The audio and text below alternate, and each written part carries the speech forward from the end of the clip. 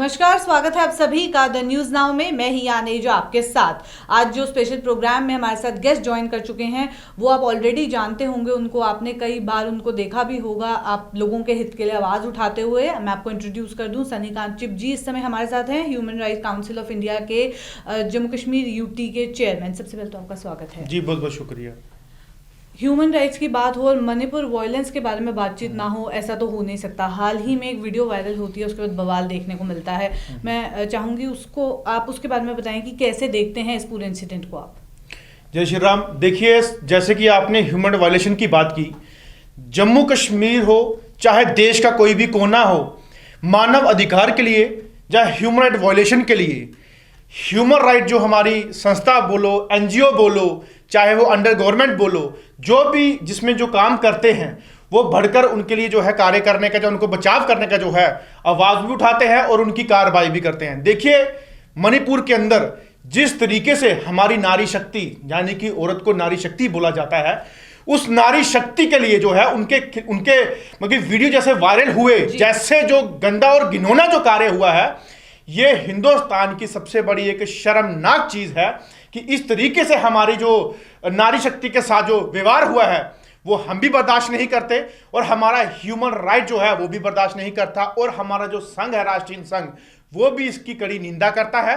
और हमारी नारी शक्ति जो हमारे साथ जुड़ी है, हमारी टीम की या संघ की जो भी हमारी लेडीज हैं सारी, वो भी इसके विरोध में जो है आने वाले दिनों में प्रदर्शन भी करेंगे और इनका कड़ा जो है विरोध करेंगे और कड़ी निंदा भी करते हैं कि ऐसा वाकया जम्मू कश्मीर क्या पूरे हिंदुस्तान के अंदर नहीं होना चाहिए।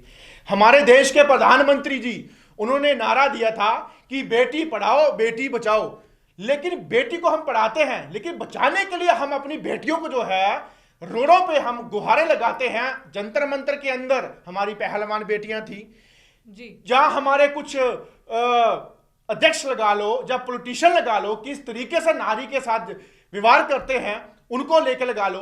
मणिपुर के अंदर वाकया हो गया, जहां जम्मू कश्मीर के अंदर जिस तरीके से कत्लेआम नारी के हो रहे हैं, रेप जैसी चीजें हो रही हैं, छेड़खानी उनके साथ हो रही है, ऐसी चीजें जो हैं अगर हिंदुस्तान के अंदर होंगी तो हमारे प्रधानमंत्री जी हमें आप ही बताइए, बेटी तो पढ़ाएंगे बट बचाएंगे कैसे। और जिस तरीके से हमारे लोगों के अंदर एक आस्था नारी शक्ति को लेकर होती है, वही नारी जो मां भी बनती है, बहन भी बनती है, बेटी भी बनती है, वही मां जो सब मतलब कि संसार में चलाने वाले लोगों को जो है वो मतलब दुनिया में लाती है, तो क्या उस नारी के साथ इस तरीके का अगर व्यवहार होगा तो हम कतई बर्दाश्त नहीं करेंगे।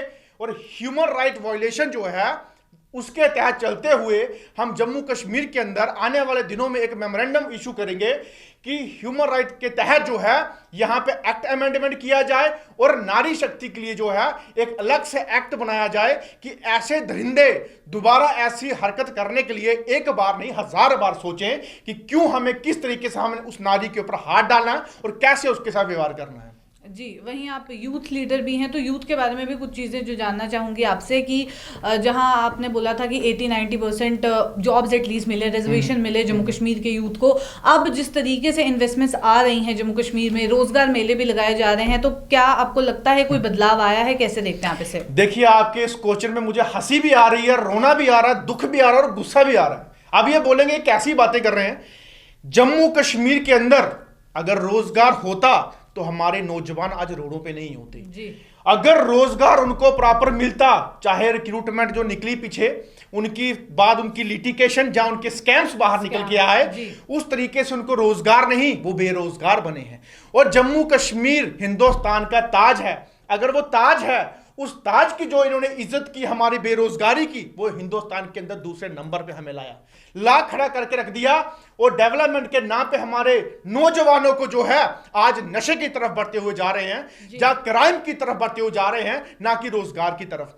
अगर पिछले 5-6 साल से आप देख सकते हैं इनका आंकड़ा कि कितनी रिक्रूटमेंट की जो है अपनी निकली, लेकिन उसके बाद लिटिगेशन स्टे या कोर्ट के अंदर बंद, या उसके बाद आपके स्कैम्स निकले, वही बच्चे आगे अपनी एज कहां तक अपना कवर करेंगे। हमारे फायर एंड इमरजेंसी के बच्चे पिछले 7 साल से अपनी गुहारें लगा रहे हैं कि हमारा इंसाफ करो, हमें पता कि किस के घर के कितने बंदे लगे हैं, विद प्रूफ वो दे रहे हैं, लेकिन आज तक इंसाफ नहीं हुआ। JKSSB के अंडर चाहे JKPSI का एग्जाम हो, चाहे जेई जल शक्ति विभाग का हो, चाहे और भी रिक्रूटमेंट हो, वो अभी तक डेट पे डेट, तारीख पे तारीख दी जा रही है। मुझे बताइए, इससे रोजगार जो है वो बेरोजगारी बढ़ेगी, रोजगार नहीं मिलेगा। और यूथ के अंदर इतना रोष है जम्मू कश्मीर के अंदर कि उनको रोजगार नहीं मिलने से क्राइम, गुस्सा और रोडों पे प्रदर्शन करने के सिवाय कुछ नहीं दिखता। और जम्मू कश्मीर के अंदर, सही कहा आपने कि हम लोगों ने पहले से डिमांड रखी है कि कम से कम 80% रोजगार जम्मू के लोगों को मिलना चाहिए, चाहे वो कोई भी क्षेत्र हो, चाहे वो गवर्नमेंट हो, सिविल हो, प्राइवेट हो। और जम्मू कश्मीर के अंदर इन्होंने बड़े बड़े फ्लाईओवर, बड़े बड़ी मेट्रो सिटी की बातें, बड़े बड़े टनल की बातें करते हैं, मल्टीनेशनल कंपनी की बातें करते हैं। कंपनियां तो इनकी बनी नहीं, तो वो तो ऐसे सपना था हमारा मंगेरी लाल का। लेकिन अगर इतने काम वहां पे चल रहे हैं, मुझे बताइए कितने % हमारे वहां पे काम करते हैं। चैलेंज करके आपको चैनल के माध्यम से बोलना चाहता हूं इनको, अगर हमारे वहां पे 50% भी बंदे होंगे, मैं ये पॉलिटिशियन छोड़ के आम जिंदगी जीऊंगा। लेकिन अगर इनके वहां पे 50 से नहीं हुए तो इनको घुटने टिकाने के लिए फिर हम मजबूर करेंगे। और रही दूसरी बात, जम्मू कश्मीर के अंदर हमारे आज बेचारे डेली विजर्स, आज देख सकते हैं डेली विजर तो काफी परेशान है, लेकिन PDDL के जो डेली विजर हैं उनके ऊपर ऐसी बात बनाई गई कि बाहर से प्राइवेट कंपनियों के थ्रू यहां पे काम करने के लिए लाया गया। तो मुझे बताइए, जम्मू कश्मीर के लोगों को रोजगार कहां? जम्मू कश्मीर को रोजगार नहीं, बेरोजगारी के नाम पे स्टैंप लगाई गई।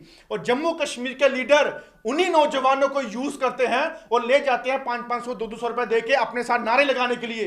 और हमारे नौजवान बेचारे भोले वाले उनके बहकावे में आके चले जाते हैं रैलियों में और निराशा हाथ लेके घर वापिस आते हैं और बस यही रोते हैं, हमारा रोजगार कब मिलेगा, रोजगार कब मिलेगा। हमें काफी कॉल्स आते हैं कि हमें कहीं ना कहीं पे एडजस्ट करवाइए, कहीं लगवाइए। अगर रोजगार होता तो वो हमें कॉल नहीं आती, उसके वजह से वो अपने घरों में आराम से रोजगार लेते, काम करते। लेकिन जम्मू कश्मीर की पब्लिक के साथ जिस तरीके का अनदेखा किया जा रहा है, जहां सुतेली मां की तरफ अपना बिहेव किया जा रहा है, वो हम बर्दाश्त नहीं करेंगे। एज ए यूथ मैं जम्मू कश्मीर के सब तमाम यूथ के लिए, चाहे वो लड़का हो चाहे वो लड़की हो, उनके फ्यूचर, उनके मुस्तकबिल के लिए जो है लड़ाई हम लड़ेंगे। लेकिन जम्मू कश्मीर की जनता को जो है कभी झुकने नहीं देंगे। जी, और भी बहुत सारे मुद्दे हैं जिनके ऊपर बातचीत करूंगी, पर आपने यहाँ मेंशन किया कि पॉलिटिक्स आप छोड़ देंगे अगर इस तरीके का। बिल्कुल जी, वहीं अगर पॉलिटिक्स की बात की जाए तो आपने भी कुछ पार्टीज हाल ही में चेंज की। पहले आप आम आदमी पार्टी में रहे, देन आपने अपनी पार्टी ज्वाइन किया, वो भी छोड़ दिया। उसके बारे में जानना चाहूंगी। अब जहाँ 2024 के इलेक्शन कुछ नजर आ रहे हैं, क्योंकि स्टेट इलेक्शन कमिश्नर भी हाल ही में अपॉइंट किया गया है, तो उसको लेके क्या मैनिफेस्टो है, कैसे देखते हैं? देखिए, सबसे पहले तो ये इलेक्शन करवाने के लिए तैयार हो जाएं, तब मजा आएगा इलेक्शन लड़ने का और इलेक्शन में बैठने का। जी, इनको पता है सेंटर की सरकार को, और यहाँ के जो बिठाए हुए हैं बाहर से लाके, उनको पता है कि जम्मू कश्मीर के अंदर जो हालात है बीजेपी की, वो कितनी खराब है, ऑन ग्राउंड कितनी खराब है। ये दिखावा देके, चंद बंदे इकट्ठे करके, नारे लगा के, रैलियां निकाल के दिखा देते हैं बीजेपी का नाम है। नाम आपको पता उस दिन चलेगा जिस दिन लोग वोट डालने लाइनों में खड़े होंगे। और रही बात, देखिए मैंने पहले आम आदमी पार्टी में था, बिल्कुल छोड़ी, फिर उसके बाद अपनी पार्टी में था, बिल्कुल छोड़ी। छोड़ने का कारण यह था कि मेरे गरीब, मेरी वो जनता, मेरे बॉर्डर एरिया के, मेरे आरसपुरा के लोग, मेरे तमाम वो गरीब लोग जिनकी सुनवाई नहीं सुनते थे, उनके लिए मैंने वो छोड़ी। और जो आम आदमी पार्टी थी, महाराजा हरि सिंह जी का जब नाम आता था तो वो कहते थे कि हमारे मैनिफेस्टो में उनका नाम ही नहीं है, तो मैं ऐसी पार्टी में रहूंगा।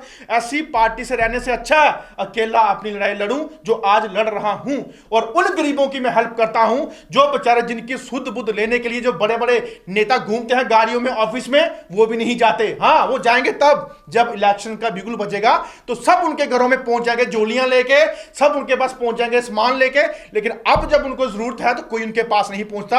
यहां पे ऐसे ऐसे डेली विजिटर्स मैंने देखे हैं जिनका एक कमरा है, उसी कमरे के अंदर बारिश का पानी भी बहता है, वहीं पे किचन है, वहीं पे सोते हैं, वहीं पे रहते हैं। ये नया जम्मू कश्मीर है।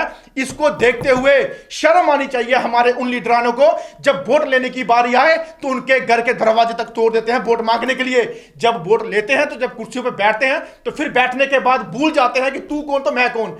ये हालात है जम्मू कश्मीर की। अगर सबसे बड़ी बेवकूफ़ी और बेड़ा गर्क अगर किया है तो हमारे उन लीडरानों ने किया है जिन्होंने ये हालत जम्मू कश्मीर के अंदर बनाई। और आने वाले इलेक्शंस में ये आपको पता चलेगा। पहले तो मैं बोलना चाहता हूं कि करवाइए, अगर दम है यहां पे इलेक्शन करवाइए। अगर इलेक्शन कमीशन भी यहां पे अपॉइंट कर चुके हो और एलजी साहब ने भी बोल दिया है कि हम इलेक्शन का जो है वहां पे उनके आगे रखेंगे और जल्द ही इलेक्शन का जो है अनाउंसमेंट करेंगे। अरे वो दिन कब आएगा? मैं माता रानी से ये प्रार्थना करता हूं कि वो जल्द से जल्द वो दिन आए, तब आपको बताएंगे कि इंसाफ क्या होता है गरीबों का और गरीबों की जो हाय है वो क्या होती है।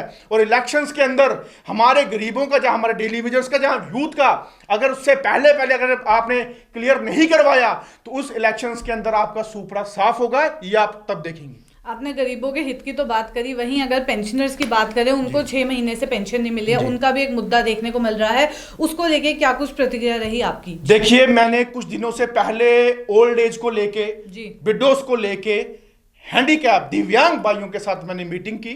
मीटिंग के दौरान ये दुख भी होता है, मैं क्या बताऊं आपको, जब मैं उनके पास मीटिंग करने के लिए जाता हूं तो कोई माता हमारी बेचारी किसी मोहल्ले से निकल के आती है तो अपना पेपर दिखाती है कि मेरी पेंशन नहीं है जी। मेरे पास पेपर नहीं है। कोई हैंडीकैप बेचारा अपना टांग या अपनी बाजू पकड़ के आता है, हमें दुख होता है कि उसके पास बेचारे के पास पैसा नहीं है। 1200 रुपए का सिलेंडर है, मुझे बताइए वो बेचारा सिलेंडर ले या 1000 रुपए पेंशन ले। पेंशन तो उन्होंने इतनी दे रखी है जैसे कि उन्होंने अपने घर ही सोने के बना दिए। 1000 रुपया देने में भी इनको तकलीफ, वो भी छीनने का कार्य कर रहे हैं। और जब हमने ये फाइनल किया कि और बड़ी बड़ी बातें करते हैं हमारे यहाँ पे बैठ के बड़े बड़े नुमाइंदे कि हमने पेंशन रिलीज करा देंगे, लेकिन हमने फाइनल किया और आज के दिन हम लोगों ने जो है मीडिया कर्मियों के तहत और आपके भी मीडिया कर्मियों के माध्यम से ऐलान करना चाहते हैं और इंटीमेशन करना चाहता हूं मैं सोशल वेलफेयर डिपार्टमेंट को और एलजी प्रशासन को कि 1 हफ्ते तक हमने टाइम दिया है। 1 हफ्ते के अंदर अंदर अगर आपने वो पेंशन से रिलीज नहीं की तो हम लोग सोशल वेलफेयर डिपार्टमेंट के बाहर पूरे धरने और प्रदर्शन में बैठ जाएंगे। और अगर आपने उनका इंसाफ कर दिया तो आपके लिए ढोल नगाड़े लेके आपकी जो है गुणगान करेंगे। और आज हम लोगों ने एक प्रेस वार्ता करके जहां एक छोटा सा इंटीमेशन देके जो है वो ऐलान कर दिया है।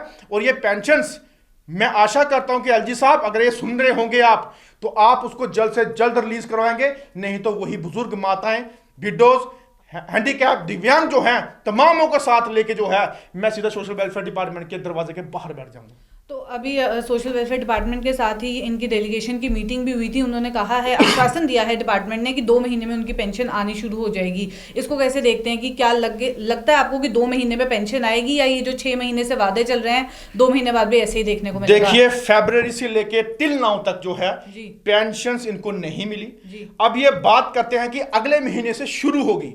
मुझे बताइए, अगर अगले महीने से शुरू होगी, फरवरी से लेके अभी तक जो पेंशन है वो क्या अपने खातों में रखेंगे? अगर 1,06,000 बंदा जो हैंडीकैप है तो ओल्ड एज कितने होंगे, विडोज कितने होंगे, बुजुर्ग कितने होंगे? उनका पैसा जो है वो कहां जाएगा? उनका पैसा किस खाते में जाएगा? और हम लोग डिमांड करते हैं प्रशासन से उनका पैसा वो भी उनको मिलना चाहिए। अगर आपने वो खाने का कार्य किया तो आपके खिलाफ कड़ी से कड़ी कार्रवाई जो है वो सेंटर से हम करवाने की कोशिश करेंगे। और अगर आपने दिया तो हमें लगता है कि हर वो बुजुर्ग माँ, हर वो हैंडीकैप दिव्यांग भाई हमारा, या विधवा बेचारी हमारी बहन, वो आपके लिए दुआएं करेगी। अगर आपने ये काम नहीं किया उनको पेंशन देने का तो वो बद्दुआएं देगी आपको। और आप बात करते हो इलेक्शन की, फिर इलेक्शन की ही बात आती है। उस दिन हम आपको दिखाएंगे कि उनके साथ आपने क्या किया और आपके साथ क्या बर्ताव होने वाला है। जम्मू कश्मीर की बात हो और आर्टिकल 370 हटने की, उसके एब्रोगेशन की और 35A के हटने की बात ना हो, ऐसा तो हो ही नहीं सकता। उसके बाद जहां एलजी की ओर से बयान आते हैं कि अब तो डेवलपमेंट देखने को मिल रही है जम्मू कश्मीर में, 1 साल हो गया है, हड़ताल की कॉल नहीं आई है, लगातार ड्रग स्मगलर्स को पकड़ा जा रहा है, तो ऐसे कुछ इवेंट्स भी हुए हैं, उसके फैक्ट्स जो हैं वो भी दिए जा रहे हैं, नंबर्स दिए जा रहे हैं। इसको कैसे देखते हैं आप? देखिए, जैसे कि आपने कहा 35 से 370 तोड़ने के बाद नया जम्मू कश्मीर बना, डेवलपमेंट हुई। मैं बोलना चाहता हूं, सबसे बड़ी बात G20 हुआ है, उसको देखिए मुझे बताइए, G20 जो हुआ है वो कश्मीर में हुआ? क्या कश्मीर में G20 होने के बाद जम्मू में कहीं किसी का जिक्र हुआ? क्या G20 जो टूरिज्म को लेके हुआ, क्या जम्मू के प्रोविंस के अंदर क्या टूरिज्म नहीं? हमारा भद्रवा, हमारा पत्नी टाप, हमारा सन्नासर, नत्था टाप, या हमारे मानसर, सुरीसर, क्या ये हमारी स्पोर्ट्स नहीं? किश्तवाड़ जैसी चीजें नहीं है क्या? इनको सिर्फ कश्मीर को दिखाना था कि बाहर वालों को किस तरीके से उनको जो है मतलब कि बताया जाए कि हम बड़े शांत हैं, हमने कश्मीर को शांत कर दिया। और यूएनओ में जो है ये दिखाना था उनको, उन्होंने दिखा दिया किस तरीके से पूरा कश्मीर बंद करवा के वो दिखा दिया।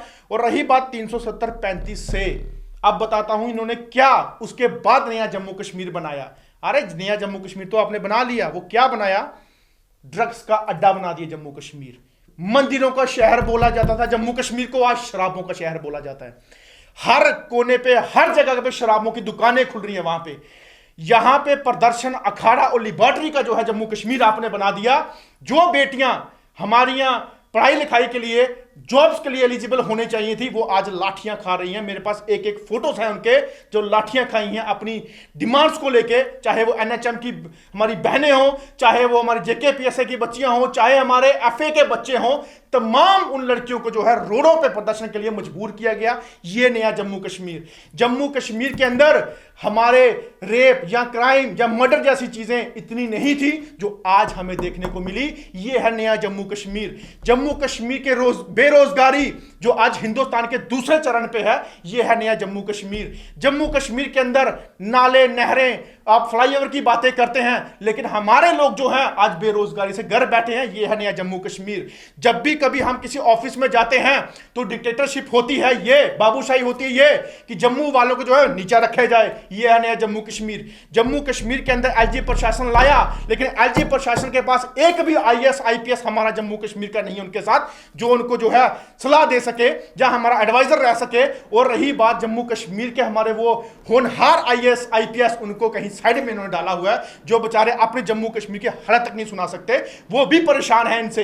ये है नया जम्मू कश्मीर। जम्मू कश्मीर की बूढ़ी मेरी माता, बिड्डो माता, हैंडीकैप, दिव्यांग जैसे लोग जो हैं आज रोडों पे हैं पेंशन के लिए। ये है नया जम्मू कश्मीर। ये है बदलता हुआ नया जम्मू कश्मीर। ऐसा बदला है जम्मू कश्मीर। और बात करते हैं हमने बड़ा कुछ कर दिया।